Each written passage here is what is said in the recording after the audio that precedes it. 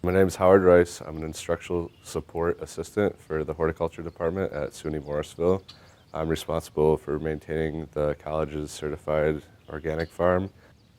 At the farm, we have typically 3 summer interns that are members of the horticulture department who work with me over the summer to harvest, prune, take care of the plants, plant everything, pretty much from seed to harvest.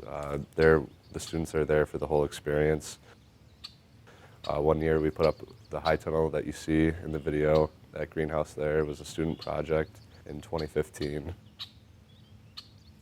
Most of our produce that we harvest, roughly 90%, goes to the dining halls on campus, which includes Copper Turret, Seneca Dining Hall, Mustang Alley. We also do some collaborations with Nelson Farms in Nelson.